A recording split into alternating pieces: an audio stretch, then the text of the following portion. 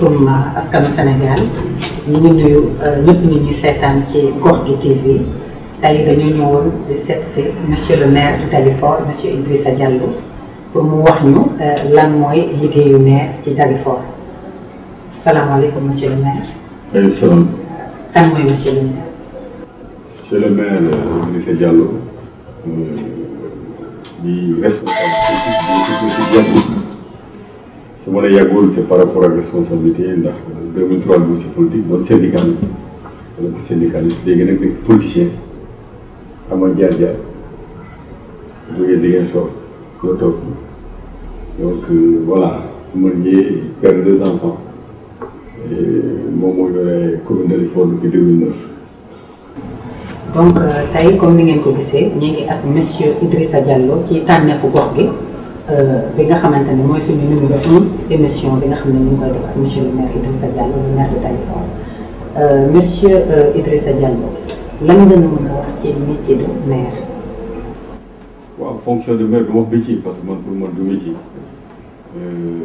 nan la koy dénk ba à un certain moment su jeexee nga dem parce que métier moom da nga koy yor tout le temps. donc fonction bi loolu la nit ñi c'est pas l'emploi c'est la fonction donc fonction de maire mooy d'abord ki nga xam ne mooy représenter exécutif parce que maire du comme législatif moo xam ne ay assemblée la dañuy légiférer day exécuter avec un budget donc mu dépendre ci exécutif national donc exécutif local la Sénégal dafa jël depuis quelques décennies def décentralisation une réalité si fonctionnement wu état du Sénégal donc ñoom ñu ko wax les deux mamelles de notre administration mooy déconcentration ak décentralisation déconcentration mooy les autorités locales les autorités administratives gouverneur préfet sous-préfet ak de l'autre côté bu décentralisation mooy les maires le président de département avec les présidents des régions ñi nga xam ne dañuy am administration libre ci seen gox yi bu ñu ko daggatee pare administration mooy lan dañuy fal ay nit ñi nga xam ne da war a gérer gox te élection boobu su amee conseil municipal au conseil départemental au conseil régional si jamono moom la ñuy fal ñooñu di gérer ñu jox leen ay sañ-sañ jox leen ay compétences transférées te ñooñu nag suñu demee ba fal leen conseil boobu mooy choisir seen biir benn nit def ko maire nag di jiite ñaari yëf si mairie dañuy wax délibération yi c'est-à-dire que législative suñ ko mënee noonu au niveau local donc moom c'est loi bu ñu jël au niveau local conseil municipal la mooy sañ-sañ bu ñuy jël autorisation bu ñuy joxe conseil la moo koy jiite mais bu jiitee aussi li ñuy wax exécutif bi aussi mooy les travailleurs municipaux mooy nekk agent yi nekk si donc si ñaar yooyu moom mooy jiitee ñaar yi donc maire lan la jege askan bi mën a régler les problèmes yi nga xam ne vraiment si compétence am la te bu nekk li nga xam ne mën na ko régler aussi te bu nekk li nga xam ne dafa concerner directement commune mënu fi jógee si commune bi ne day dem régler problème mu beneen commune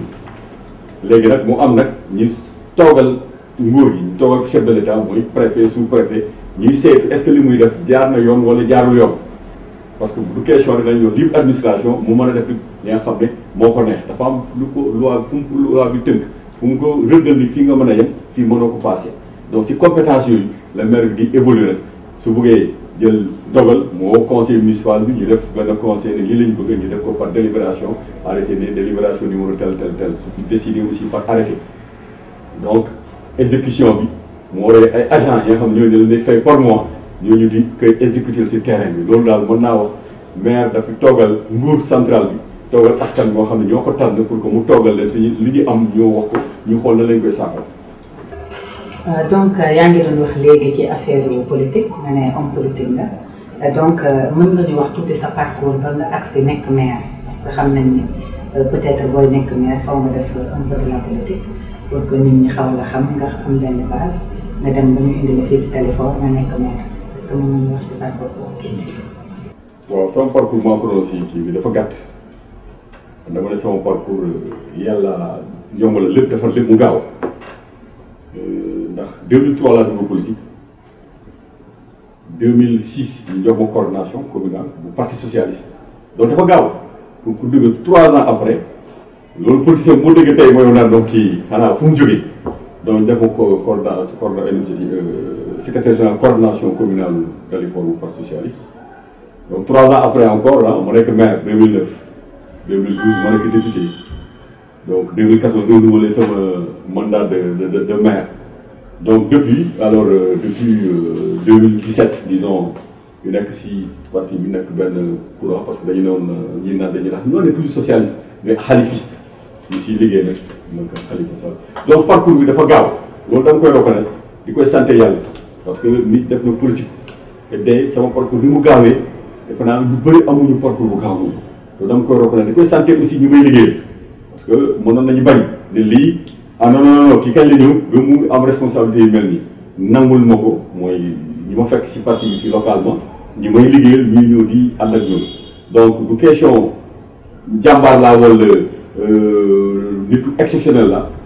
yàllaa ko décidé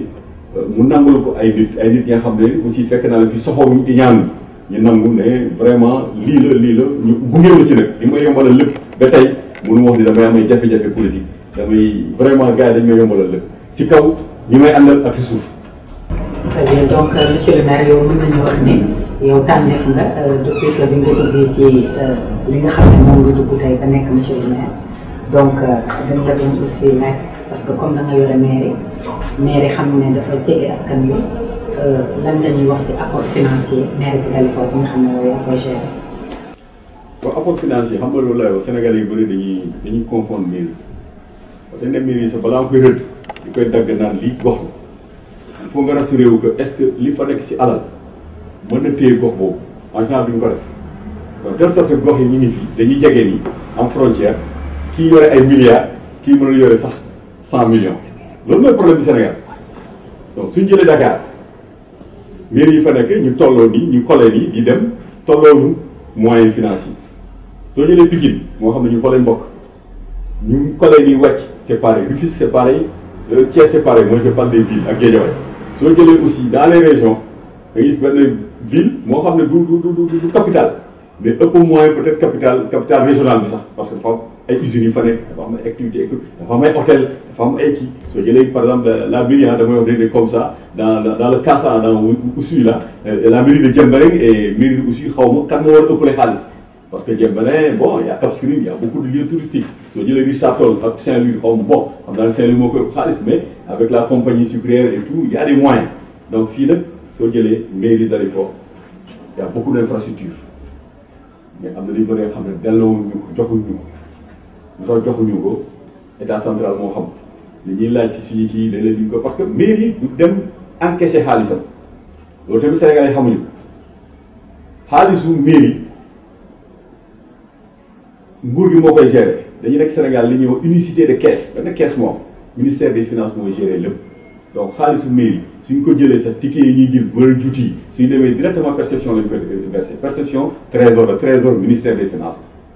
donc ñooy def recouvrement yow da ngay naan lii kii amel na ma kii ñoom ñooy tëj compte nit ainsi de suite fu nga jot sa xaalis yow da ngay def sa budget nga envoyé ne lii sama budget lii laa si prévoir lii dama recouvrer lu ma ko mën a recouvrer donc am na li nga xam ne nguur gi di la ko jox am na li nga xam ne day nangu par exemple marché poisson mairie yi moo tax ñu tabax ko avec les chinois dans communauté urbaine de Dakar mais nan lañ koy delloo bi di koy yóbbu primature après yóbbu ko si ministre de la pêche c'est pas bon day yàq décentralisation mairie Dalifort gisul boppam si gare des Beaux-Maraîchers nag gare bu Thiel su dee état moo ko tax mais état su tabaxee mairie dafa war am xaalis Sénégal yëpp presque gare bu gën a rëy fii la nekk gisuñu si dara Sogas moo xam dañ fay rey bii ay kii ay privé ñoo fa nekk fii la ñuy reyee yëpp presque dans toute la région mairie Dalifort amu si dara loolu nag yooyu injustice incohérence yoo xam ne parce que usines yi fu ñu nekk dañuy fay ñu def contribution soo ko sim li muy dugal Rufisque ak Bargny bon je crois que ñaari communes yëpp da koy dugal xaalis bëri na fay dugal soo demee Diembéring da ngaa maire bi da ngaan man li may am si hôtel yi tant la des centaines de millions parce que activité économique soo koy def fenn da nga war a joxe participer fu nga nekk waxuma responsabilité sociétale d'entreprise mais mënoo fi gagné xaalis te doo fi génne dara gare bu mu nekkoon pompier mais Dakar aussi doon am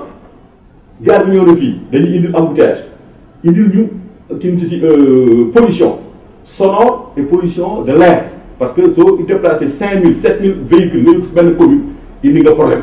indi nañu insécurité indi nañu nu mu tudd santé parce que oto buy romb kii dinañ sotti kii fii tout ça yow dañu ko defar mairie moo ko defar te il de rien et ça je l'ai toujours dit donc finance su mairie mu ngi dépendre si li nekk si gox nit ñi dañu yaakaar ni xaalisu mairie président la ko yónnee non da ngay ne marché bi juuti bi 100 francs la wala 200 la wala 300 ngeen délibéré ko tant de commerçants moo fa nekk c'est 50 commerçants la ça en fait 10 000 par jour 10 000 yi par an ça en fait 120 000 budget je prévois 120 000 sur le marché beneen côté mais soo amulee fu ñuy nit ñi yëngatu looy amee xaalis donc li ñuy jël fii jaaykatu caaf moo xam ay jàmbaar la ñu ne man vraiment ñooñu woon da leen fonk parce que 100 francs wala 150 la ñuy fay soo defee 100 francs par jour ça fait 36 000 francs l'année soo defee 150 francs par jour ça fait presque 50 et quelques mille francs par an loolu la ñuy fay pour la mairie nga ñëw si borom boutique nga ne ko da ngay fay patente annuel benn yoon la aussi nga ne ko fay 25 000 30 000 ñu kaas dañu ko fay dafa cher alors que borom caaf jaaykatu caaf muy fay 36 000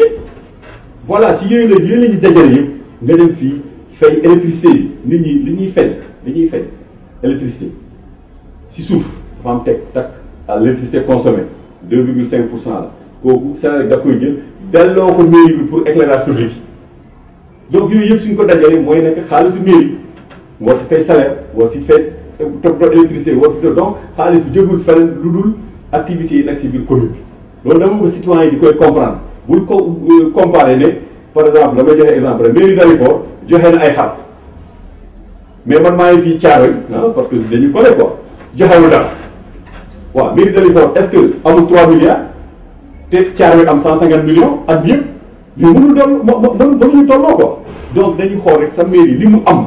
nga xam foofu nga koy jugé tey ñii aussi dañuy jël budget ñu ne budget par exemple nga ne 100 millions la am budget ñu ne la 100 millions mais budget prévision yaakaar naa ne comme li wax marché bi 120 000 laa ko prévoir année bi nga bind ko waaw mais su dee commerçant yi toog nañ 10 jours ñu gën a grève nañ kii donc 120 000 yu matul li nga prévoir doo ko def donc budget ba nga prévoir 100 millions nga dem am 60 millions wala 30 millions wala mën nga am 110 millions ay imprévus am ñu dugal xam ne yow prévoir ko ñu dugal la ko donc loolu aussi il faudrait pas que nit ñi di lire benn kii rek parce que politicien am mairie nag ñëpp a mën rek maire citoyen boo gis nag maire lañ njëkk a xool wala kii te suy waaj a jot nag façon wax bu nekk da koy dégg xaalis bi fii mairie waroon na mën a def lii mairie waroon na mën a def te du ñu wax mukk mairie bi fan la jëlee xaalis pour def loolu et c'est ça aussi éducation citoyenne bi def naa pour recommencer foofu surtout fu ñu jëm nii c'est qu'il faut que nit ñi di comprendre d'abord li ñuy uti tu vois un conseil municipal ñu fal conseil municipal kenn du ko fay 5 ans durant réunion bu nekk da ngay dem 1 franc amul droit mais duñ ko xam te ñu réintu dugg suñu defee après ñu def absenté duñ ñëw parce que man de may de toog sama activité def réunion moo xam ne lu ñu dara mais bul fa bu yëkkati loxo boobaa da ngay empêcher suñu délibéré parce que dina ne quorum bi atteindre ñu ko donc réunion bi renvoyé nañ ko pour nga mën a réunion il faut nga am moitié du conseil plus 1 mais yow da nga yaakaar ne lay fay gestu woo mais ñoo ñeefe ñu dugal lu liste fan la conseil doo ñëw man ñu am ay conseil xam ne depuis 3 ans duñ ñëw parce que ils sont mal informés et yaakaar ne soo dugalee xaalis bi am na ñoo xam ne dañuy ñëw nekk conseil sama premier mandat ñëwoon sama bureau fan la war a def conseil amul bureau donc Sénégal yi dañu am sous information pour la plupart des gens yoo xam ne xamuñu sa luy mairie mais maire la ñu gën a jege moom la ñu gën a yàq te moo gën a métti man dama wax nit ñi te koo fi dëgg ministre maa ngi déglu keroog kii Edouard Philippe premier ministre France mu naan il revient à ses fonctions de maire mu ne la fonction la fonction la plus belle que la République peut offrir parce que c'est comme un président de la République dans une localité boo xam ne ñëpp xam nañ la nekk parce que président ñëpp xam ñu da ngay wax ko ñu lay saaga wala ñëw sa kër fëgg tout ci dugg wax na maire lii moo def lii moo sàcc lii moo def lii tous les jours ñu ngi wax te ku la ko wax koo yóbbu police mu ne la non ñu indi ay imam ñu ñaan donc c'est difficile mais c'est exaltant liggéey bu rafet la xaalis bi la mooy problème bi état bi da lay jox compétence ne la yaa moom éducation bi transféré naa environnement bi transféré naa culture bi transféré naa ak sport bi lii ak lii planification transféré naa la lan la lay jox pour compétence transférée tu donnes pas 30 millions ça par an waaw su la joxee éducation jox la sport jox la culture jox la environnement jox la planification jox la santé yi jox la kii yëpp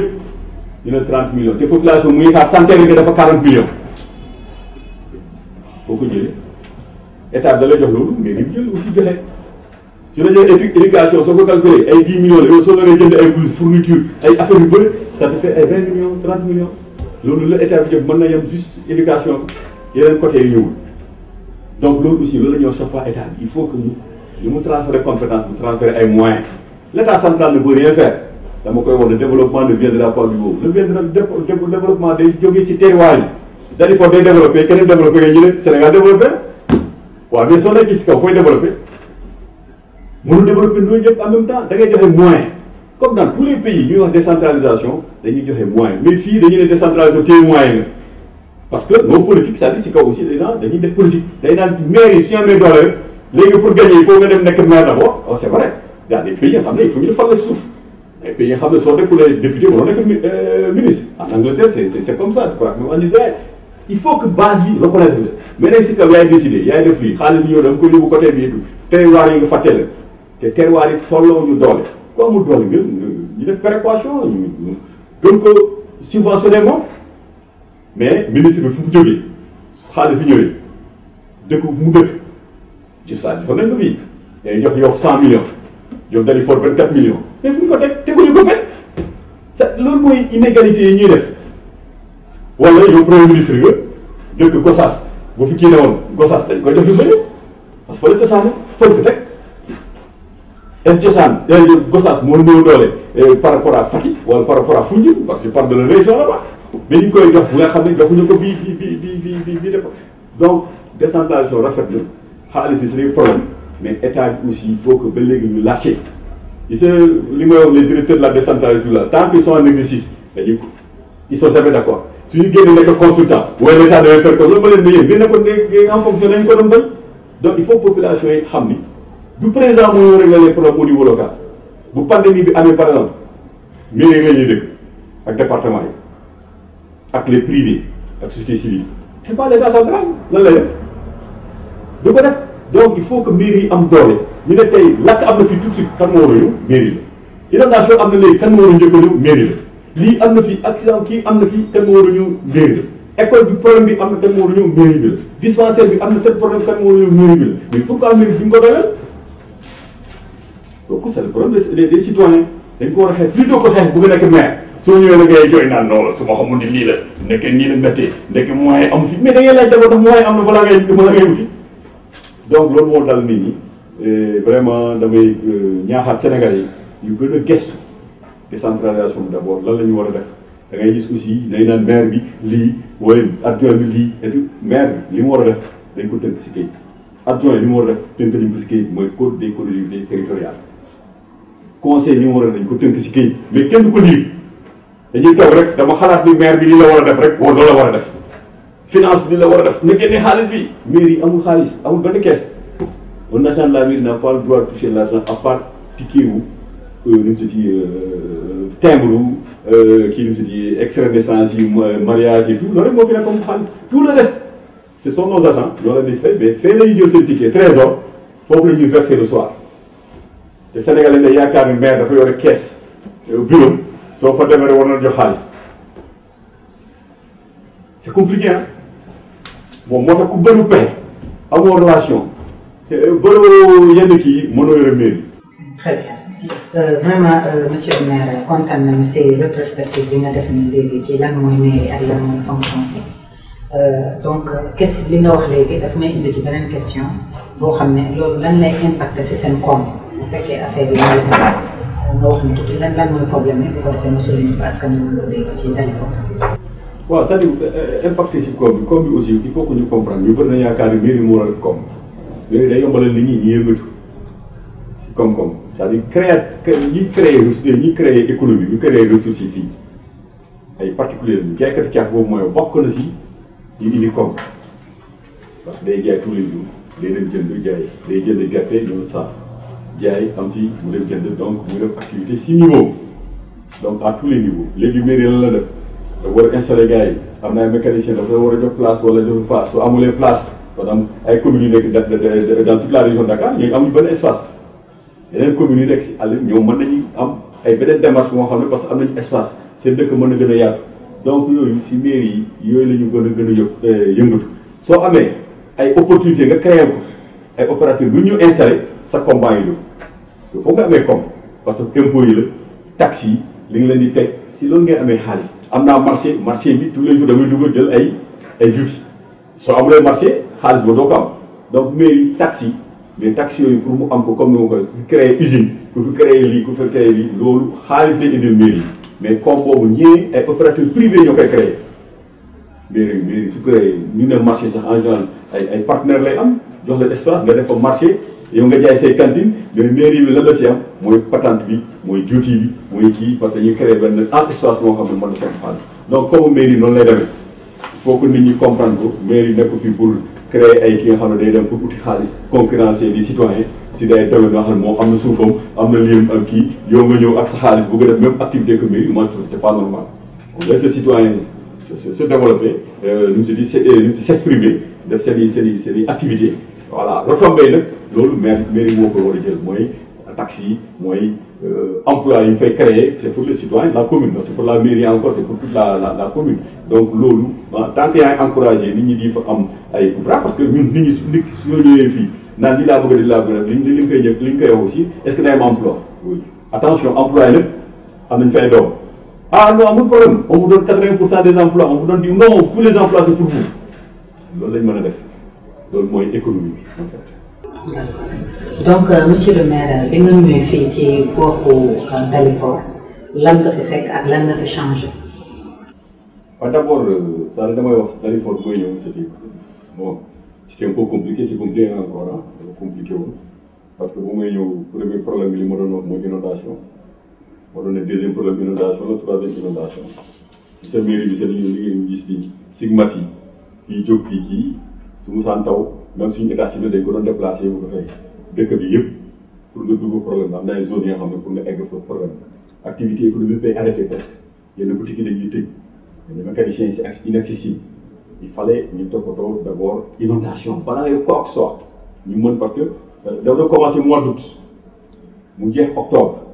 mais stigmate yi li muy bay si dëkk bi aussi balaa muy amoon na école bu fi toog ni ñu naan Castor municipalité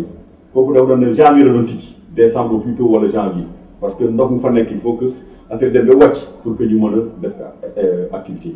mais Dalifort amul moyen de faire face à ça la mairie n'a pas les moyens inondation assainissement ay milliards 13 milliards nga dugal ko fii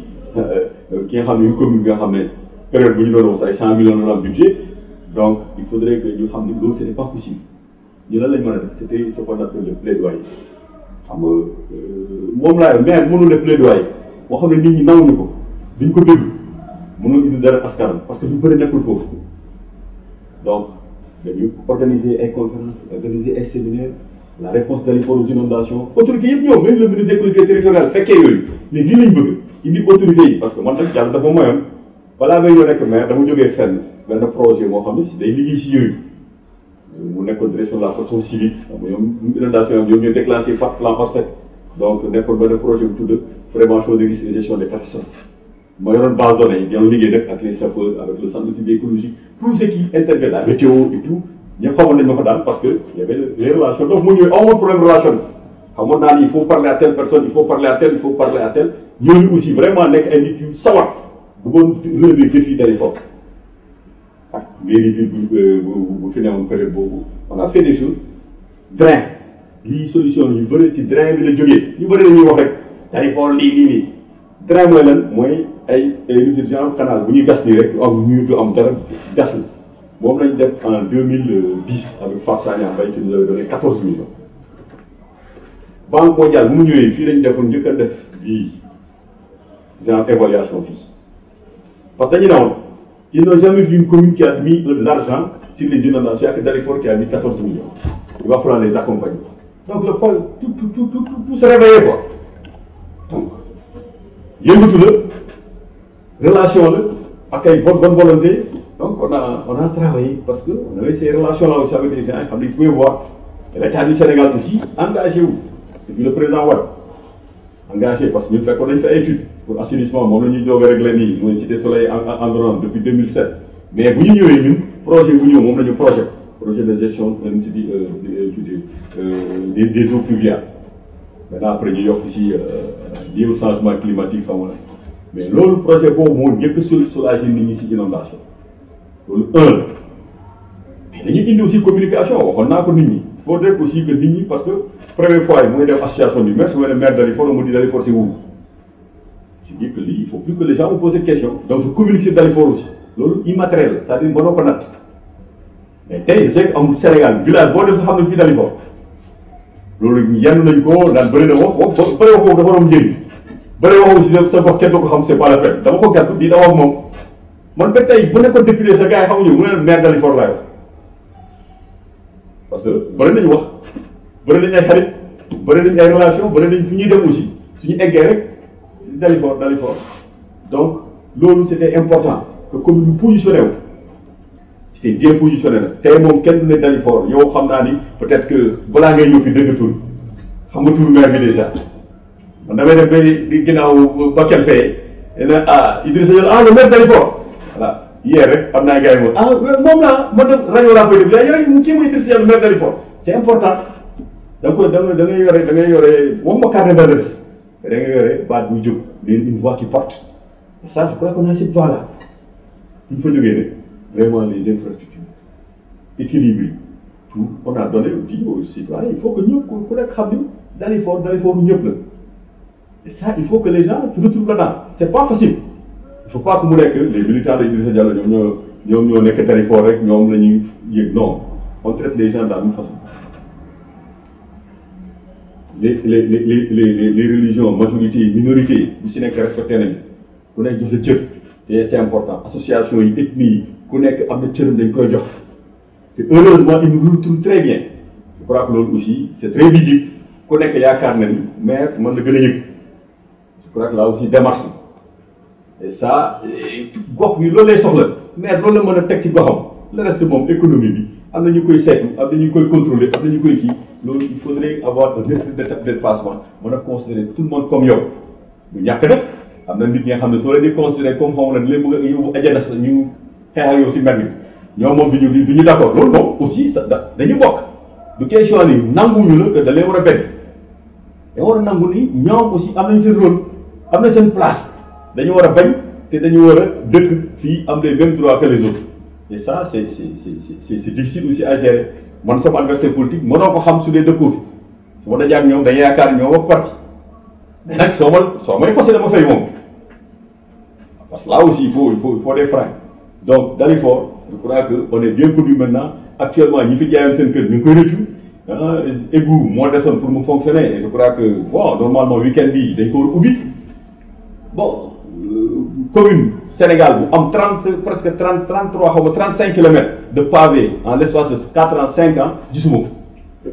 donc Dalifort dafa changer complètement en quelque temps parce que 33 kilomètres de pavé xoolal ban commune moo ko am nit ñi dañuy uti 2 kilomètres 3 kilomètres 5 kilomètres pour mu dugg a traverser une commune ñun on a eu en l'espace de 5 ans à peu près 33 kilomètres de pavé à l'intérieur de la commune alors que bu ñuy ñëw y avait dans tous mes documents je me dis aucune route bitumée à l'intérieur de la commune benn début de bitume la ñu amoon mu jógee cité soleil ñëw fii avant nga egg mairie fa la yemoon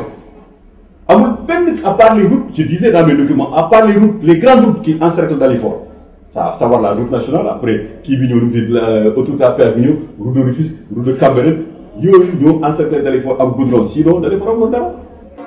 D'accord monsieur le maire en tout cas ñu ngi gis ni vraiment vous êtes très engagé pour la mairie de Dalifort moo tax nag xam na ni ñu ngi ci mbas mu metti mbas mi lan la monsieur le maire ak mairie bu Dalifort def ak askan wi fii ci Dalifort. voilà mbas bi d'abord man sama approche depuis le départ ute ak nit ñi loolu la ne feebar la d'abord dañ ko considéré comme feebar am approche feebar mais pas approche show approche xaalis approche lii bu mbas bi amee mairie bi yëngatu na parce que mairie mënul génne tout de suite xaalis nii comme ça dafay gudd am na ay privé yu ñëw départ yu jàppale mairie bi jël moyens yooyu yóbbu ko si mu ko yóbbu di leen sant nag muy privé yi nekk vraiment sur le territoire communal jàppale ñu baax a baax ak quand je dis privé as entreprise yi la ak ay citoyens nga xam ne du mairie mais mairie yi si boppam jël ay initiative c'est que nit ñi aussi dañu gaaw a fàtte mais c'est la mairie qui a pris l'initiative de faire ñun ñoo commencé ak ay tailleurs mais on fait des masques avec local communiquer ici au début les gens nous prenaient pour des fous dañu ne tailleurs yi ak Korité bi di ñëw nii mënuñu am nu mu tudd marché c'est-à-dire seen liggéey bi doxul heureusement que suñu tailleurs yi fi nekk dañu amoon ñu tailleurs Dalifort dañuy am association te ñoom ñu doon réunion aussi il paraît que loolu la ñu jàppoon pour ñoo set mairie bi avec mairie bi def na réunion on va aller voir commander des masques mais avant ça dañuy distribuer ay gel distribuer ay seau ay satala dem d' abord distribuer dund si daara yi parce que c'était les plus au départ informés mais on peut pas nous se mettre à la place des citoyens di informer ku fi jaar ne dama soxla moyen lii laa bëgg a def dama soxla oto ñu jox la oto mais ku ñëw loxoy nen mais dañu bëgg nga jox ñu dañuy dem sensibiliser duñ la déglu parce que wane woon ni yow mën nga sensibiliser ku ñëw ne dama am gel dama ko distribuer amul nu ma ko yóbbu ñu jox la moyen nga yóbbu dama bëgg nga accompagner si lii dañuy soxla quelques masques ñu jox la ay masques nga yóbbu dañu bëgg am nañu ay gel comme am na benn association des ñu tuddee CAV si on les kër voyant en voyant ñëw ne ñu am gel yu bëri dañu bëgg a distribuer amuñu bouteille ñu commandé ay bouteilles jox la c'est ça d'abord parce que le citoyen moo war a jiitu le maire doit les accompagner su am mënee ñëpp a mënoon maire yi nag dama profité pour sant leen nag maire du Sénégal yëpp gis naa seen taxawaay ak les départements c'est-à-dire les territoires jël nañ affaire bi à bras le corps parce que seen budget dañ ko voté woon ba pare nga ne bii su ma ko amee fii laa koy dugal bii fii laa koy dugal bii fii laa koy dugal bu mu amee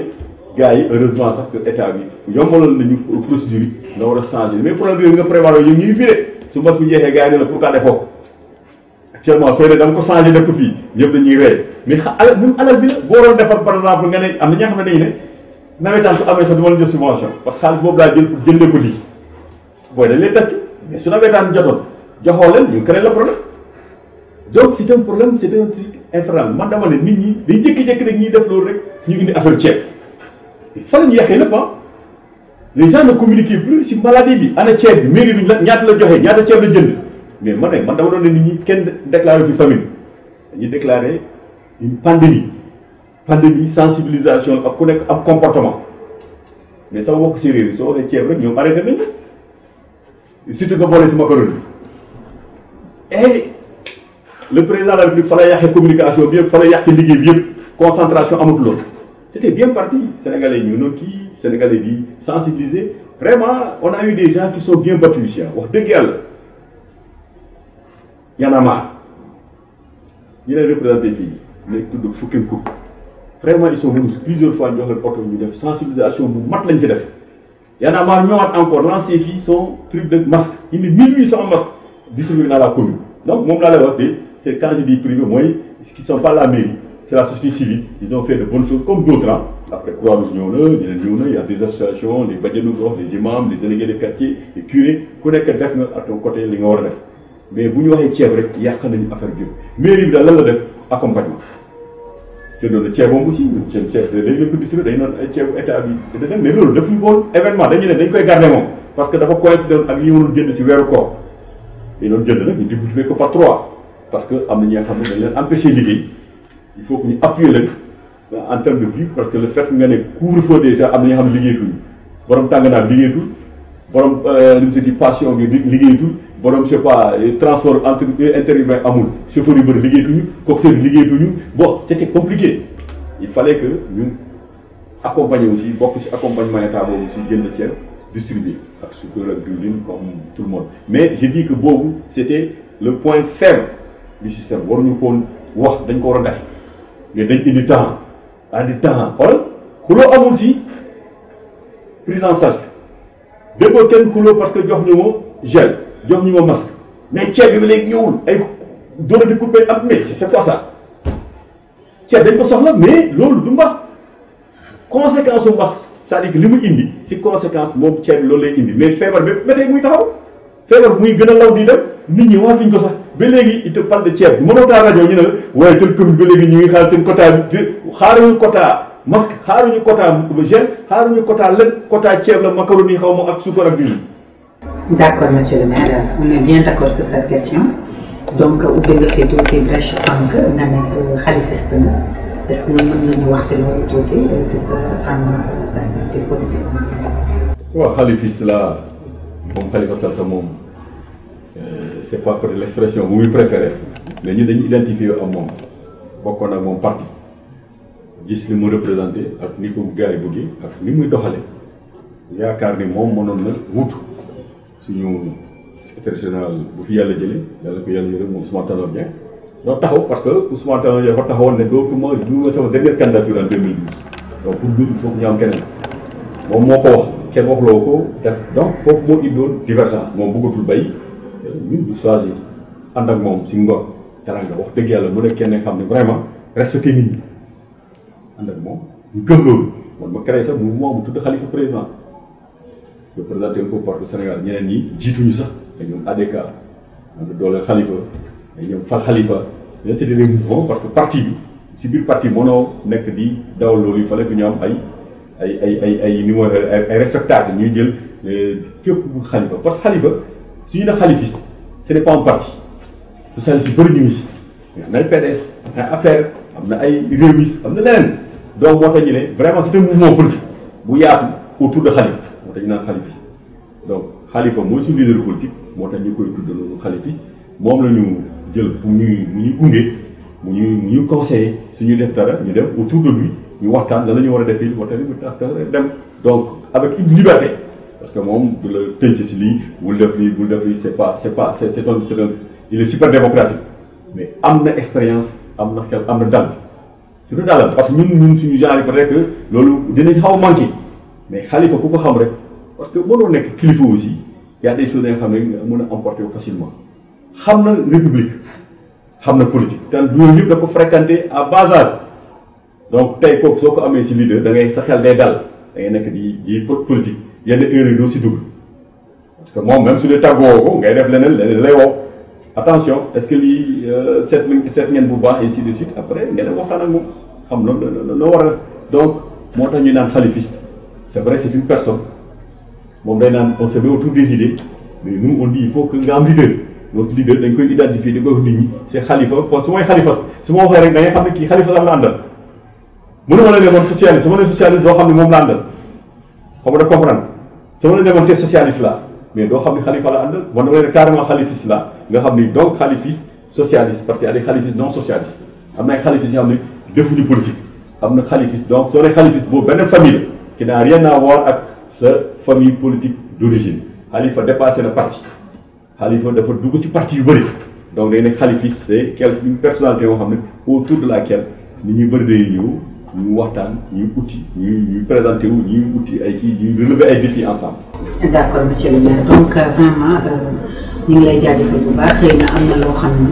ne waroon nga ko wax te posé naa la sa question bu fekkee am na lenn loo xam ne war nga ko wax si mairie Dalifort loo xam ne important na askan bi nga xam ne ñoom ñoo ngi seetaan ci Gox gi TV ci numéro 1 bi nga xam ne mooy tànneefu gox gi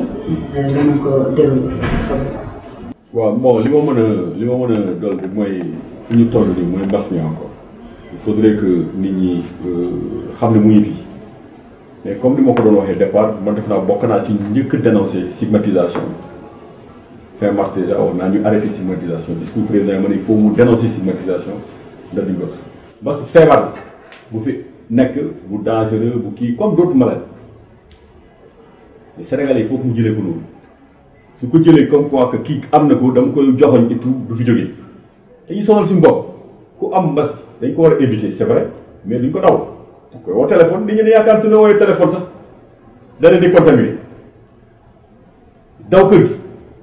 koñ bi ñëpp bañ koy baare c'est grave nous on a géré des cas ici Dalifort ay nit yu ko am kenn yóbbu ko dañu bañoon sañ yóbbu leen feneen mairie continuer les assister discrètement parce que sinon stigmatisation moo leen di sonal donc man stigmatisation bi laa wax muy gën a law nag dañuy bàyyi di stigmatiser ñu bëri bañ nañuy demati hôpital ne du ñu dem faju bi parce que léegi maintenant kenn du leen imposer ku am ñu dem ñi muy déglu aussi te am ngir yàlla dem hôpital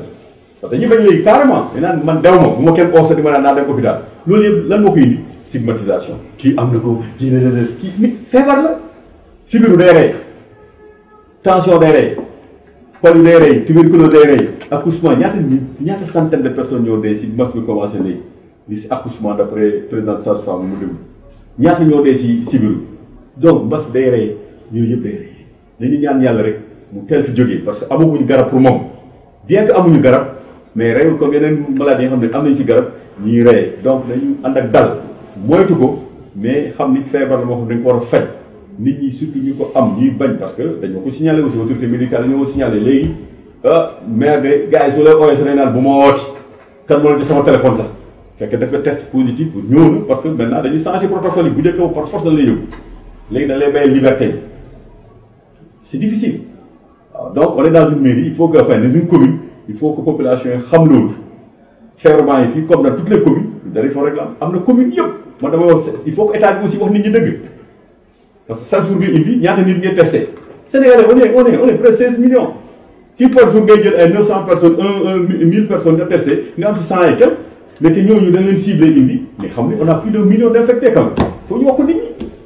nañu testé ñëpp ñu xool jour boobu ñaata ci lañu dañu am 1 million d'infectés 2 millions mais si le Sénégalais da xam ne lii nag il faut qu'on vive avec il faut que ñu xam ni feebar la comme beneen feebar mais nit ñi soo waxee 128 cas la ñu am tey 80 contacts 20 communautaires comme si dañoo moom Sénégal non c'est une mauvaise communication te wax naa ko ministère war na changer communication communautaire nañu wax nan la leen di gisee nan la leen di toppee comment ça se passe les cas graves c'est issu des cas communautaires ou c'est des cas contacts loolu dañ ko war a xam mais depuis 2 mars tu as le oui cas importé cas contact cas communautaire temps le temps terminé kan nga lay déglu. dëgg la monsieur le maire. Merci beaucoup. Donc dégg ngeen conseil monsieur le maire mbas mi ngi fi ba tey demagul donc prendre toutes les précautions monsieur le maire ñu ngi lay jaajëfal ci disponibilité bi vraiment di la remercier parce que dégg nañ sax ne da nga am dëkk mais dañoo ñëw recevoir ni gox bi TV ak tànneefu gox bi ñu ngi lay jaajëfal bu baax di ñaan yàlla nag peut-être yeneen numéro aussi ñu ñëwaat ak yow monsieur Idrissa Diallo maire de Dalifort ñu ngi lay gën merci. merci man maa ngi sant leen gërëm parce que le fait ngeen tànn ñu aussi yëg la ak ni ko tubaab yi ko honneur la parce que maire yi bëri nañ fii gox yi bëri nañ fii ngeen tànn loolu moom yëg nañ ko baax a baax si ñun donc leen sant leen gën a di ñaan yàlla nag mu may leen doole ngeen bokk si les télévisions yi gën a am doole Sénégal merci beaucoup.